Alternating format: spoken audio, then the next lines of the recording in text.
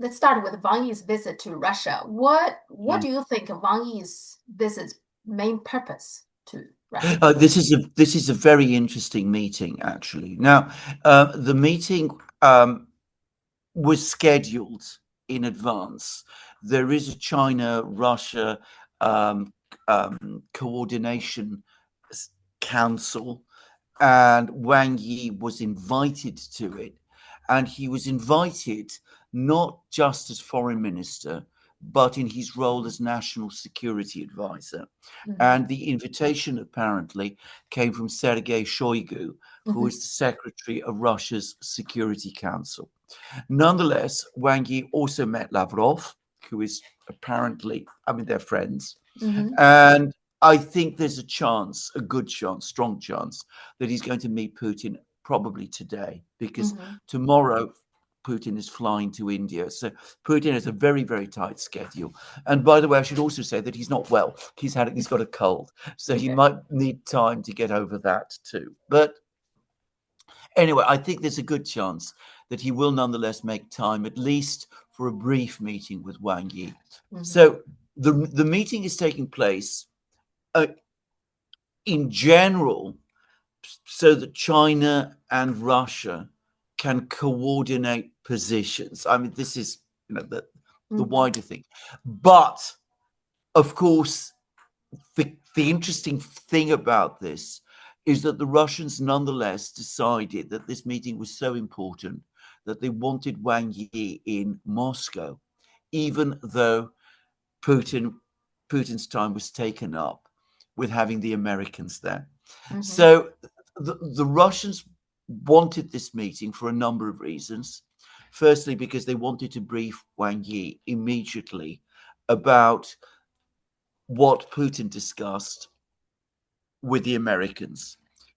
Um, Also, they will have wanted Wang Yi to give his own input Hmm. because the Russians are very conscious that the Americans are busy at the moment trying to play Russia and China off against each Hmm. other Hmm. again. So Trump has talked about getting China to put pressure on Russia. Um, I don't think the Russians seriously believe that that is going to happen, but they want China to be fully informed of what it thinks about the ongoing discussions between Russia and the Americans. And they want China to be fully informed Hmm. about what Russia is doing and what it thinks with the Americans. And this is seen by the Russians as so important that they wanted Wang Yi in Moscow at Hmm. this particular time to make sure that that happened, so that there was no possibility of doubt, no opportunity for the Americans to make trouble.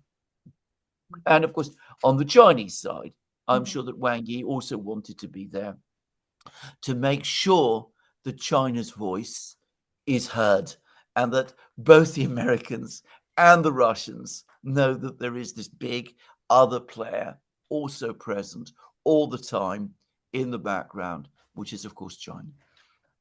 Yeah, I feel like Russia and China, they just simply need to compare notes from time to Yeah. time, right? I think they compare notes all the time, by the way. Okay. I mean, I think that the level of coordination between China and Russia now is enormous. But I think particularly at this point, when Witkoff and Kushner are in Moscow, it was particularly important that a really senior person from China was in Moscow. Yeah, and Macron is now in Beijing, so yes, Mm, they do need to compare. Okay. yeah, One thing I do find interesting from the press conference that they had, Shoigu and Wang Yi had. So Wang mm, Yi said this. He said that we must safeguard the victory of the World War II, which was won by lives and blood. And Shoigu said, "I have enough experience to cut off the head of the militarism hydra. We will never allow reemergence of these criminal regimes in Europe and Tokyo."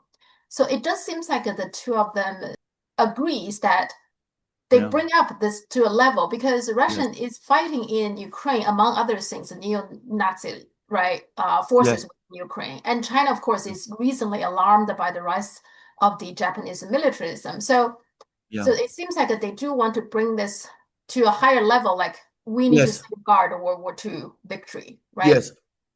Well, this is where it's so helpful to speak to you because, of course, I speak about the Russian perspective, Mm-hmm. but you're bringing to me the Chinese perspective. So the Russians are concerned about America and Ukraine and also about the situation in Europe. But China also has its concerns, which are Mm-hmm. separate but complementary, and they're about Japan and Taiwan. Now, Shinzo Abe, who was Japan's prime minister, very hawkish against China. Mm-hmm. Um, um, and apparently the patron, Takaichi, he played a game of trying to create distance between Russia and China. Mm-hmm. So Mm-hmm. he came to Moscow many times telling the Russians, we've got excellent relations. We want to have excellent relations with you. There's a few little problems that we need to sort out, a few islands, the Kurils, Mm-hmm. but let's develop a good, productive economic relationship between our country and your country. Mm-hmm. And of course, it was quite obvious what he was trying to do. He was trying to set Russia off against China. And I should say, again, that this is something which perhaps people in China ought to know. The Russians have always taken a great interest in Japan Mm-hmm. and in Japanese culture. I mean, sushi Mm-hmm. Mm-hmm. became very, very widespread in Russia. I mean, in fact, it still is. I mean, they love sushi and all of this. And some Russians have a rather romantic idea of Japan. And Abe was trying to build on that. And he gave Japanese dogs as pets to Putin and things of this sort. So, again, given the tensions that are now exist and the developments in Japan also, I mean, the Chinese want to make sure that the Russians understand what this is all about. And I think the Russians clearly want to reassure China Mm-hmm. that, if Takaichi were to come along to Moscow and start talking the same nice words that Abe was talking, it's not going to influence the Russians in Mm-hmm. any conceivable way. So I think there is perhaps some subtext here. And of course, the Russians and the Chinese, I mean, when China talks about safeguarding the legacy of the Second World War, well, you're never going to find any country where they're more receptive to that message than Russia. By the way, the Russians have recently started to make the point that China lost more people in the Second World War than the Soviet Union did, which is true. Mm-hmm. But I mean, given that how important the level of losses in Russia was, for the Russians to start talking openly about that and say China lost even more is in Russia itself, it's going to be quite a big thing. It was certainly not something that the Russians talked about much before, and certainly it would not have been acceptable to talk about it during the time of Brezhnev and people like that. In the US, actually, they like to talk about rules-based international order.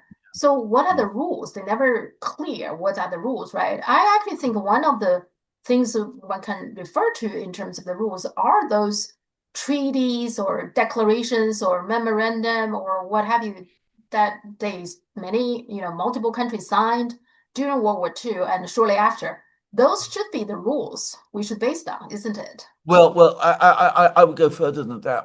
Everything that you've just described, treaties and interstate agreements, are not just rules; they're laws. Mm-hmm, They are part of the web of international law. Now, the rules-based, order that we've been hearing so much about is actually an attack on international law. Now, the way I've described it, and I've given lectures about this, by the way, is that laws are something that bind everybody. mm-hmm, Rules are things that someone imposes. So the parallel is this: if you look at if you talk about education, if you talk about a school, then education law binds the teachers, the children, the parents, the school principal, the minister who proposes the law, the education authorities, everybody. Mm. Rules are what the teacher imposes on the class. And that is what the United States sees itself as. The teacher, obviously, isn't subject to the rules. That's the fundamental difference. Yeah, I just feel like the US is now totally go against it. Yes. The lots of the things that they put together, right, including the United Nations, including all the declarations and the treaties that they signed, it seems like the US itself is the one who is go against exactly. it in many cases. A rules-based international order represents the annulment of international law as it is understood. It replaces a system of international law with the rule of one autocratic ruler. and when we say autocratic, I mean, it's not like the Wang Yi. No. Because Wang Yi was not an autocrat. No. It's more a tyrant, actually, because Wang Yi was always constrained in what he could do. But in a rules-based international order, there is no limits on what the person who is imposing the rules. There is no real limits upon them. Now, law places limits. I mean, that's what it does. It's a very well-known legal principle. Laws impose limits on their makers and enforcers. If you have a system where there are no limits, then that is not law, that is anti-law. Also, just so I just noted Shoigu used the word the head of a militarism, Hydro, which is basically support of this council, the Chinese council general, what he said about the cutting the head, so remember we talked about this, that I think what he meant is the militarism, pick up the forces and, something like that. Absolutely. I mean, it's incredibly strong language. By the way, Shoigu, I understand, speaks Japanese, just to say. Okay. So Macron now is in Beijing. What is his purpose for his visit? Well, Macron is one of the most complicated political leaders in the world today, because you remember was it about 2 years ago, he was in Beijing, he met with Xi Jinping, the meeting appeared to go incredibly well, he was on the plane back to France, he was giving interviews, he was saying this meeting was wonderful, China is marvelous, Xi Jinping is marvelous, they got all of these wonderful plans, and France should join in them, Europe should join in them, this is win-win for us. And then, of course, the Americans weren't happy, and they brought him back to heel. So, which Macron is it who's going to Beijing? Is it the one who wants to develop better relations with China, or is it America's ally? It's very difficult to say. Now, Macron is, as I said, a very complicated man. You may know, I'm sure you do know, that there's been attacks on tankers, including one that was apparently owned by a company from a company based in Hong Kong, oil tankers that had been trafficking oil, which had been carrying oil from Russia to India, China, wherever.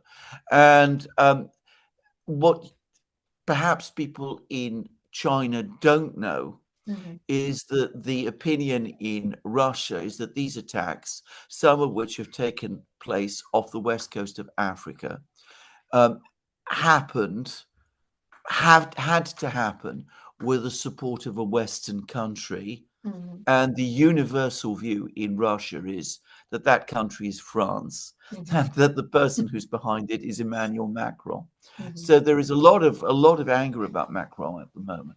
and a feeling that he's becoming extremely anti-Russian, because he has been on several times.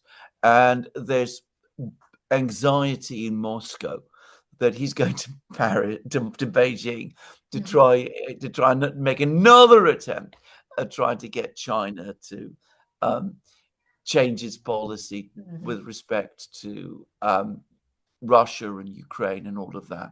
So, I mean, there is that subtext as well. I don't believe that is actually Macron's purpose. I think Macron still hankers for some kind of economic relationship with China.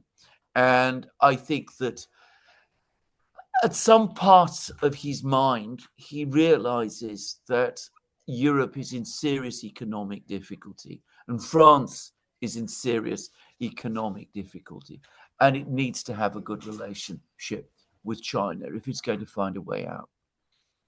Yeah, the Chinese media noticed that this time he didn't invite van der Leyen to come with him, No. so that's a good sign. Yeah. And then he mentioned that it seems like next year the G7 is going to be hosted in France, and so he mentioned he would like China to join or something. I haven't seen officially he said that, but there's some report about that, and that combined with the U.S. offer to invite Russia back to be the G8 or something. They still think this G7 is a big deal, isn't it? I don't think China and Russia even care about that. Well, the Russians have said very, very clearly that they don't care about it and they don't want to be a member of the G8. And if there's an agreement made and the Ukraine conflict is settled and all the sanctions are lifted, then even if in that kind of situation the Americans invite them to rejoin the G7, that they don't want to go. I mean, they've said this many, many times. And the Russians have a reason for not wanting to go, which is that, of course, if they were to join the G7, there might be questions whether they really are committed to the BRICS anymore. And they are very committed to the BRICS. So they don't want to be drawn back into that sort of system. But again, you could see perhaps Macron, Trump talks about Russia joining the G7. So Macron comes along and says, well, that's what Trump is saying. I'm going to ask China to join. That's the really important country. And let's bring China in. The Americans won't like that at all, by the way. No chance of the Americans agreeing to China joining the G7. And you're absolutely right. The G7 itself is, it's just America and a few of his friends. I mean, that's all it is now. And they seem to like to use that as some kind of a tool. They invite you this time, but maybe next time they're not happy with you, then they don't invite you. I mean, why would any country want to be put in that position, right? So, well, why indeed? I mean, as I said, it's the United States, and I hesitate to use the word vassals, but perhaps that's the correct word. It's satellites, because the only country that is of economic significance there today is the United States. The European countries individually are not the huge economic powers that they were when the G7 was first established in the 1970s. Japan is still a significant economic power, but we discussed in our previous program that Japan relative to China is where Taiwan was in 2000. So it is also a declining economic power. So nobody is going to be interested in joining an American club, basically, where all that would happen is that they would be on the receiving end of America's orders. One of the things that Putin has said is that, he said it very recently, but he's discussed it many times. He said, when we were part of the G8, what actually used to happen was that all of the others used to meet. They used to make the decisions. Then we would be invited into the room. And we would be told what the decisions were, and we were then asked to sign. So they were never actually involved in the real discussions, because ultimately it was the Americans who decided everything, and the Russians have no interest in participating in a format like that again. And it's inconceivable that China would.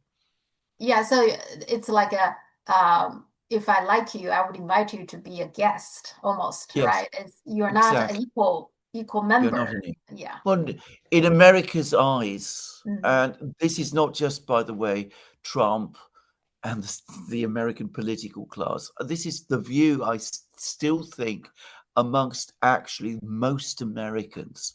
The very idea of any other country being America's equal is something that they simply cannot really accept or mm, acknowledge. mm, And certainly at a political level, it is impossible. mm. It's almost like they put this as some kind of privilege. Okay, I invite you to Yeah, come, be an yes, observer. What's the big deal? exactly. Exactly.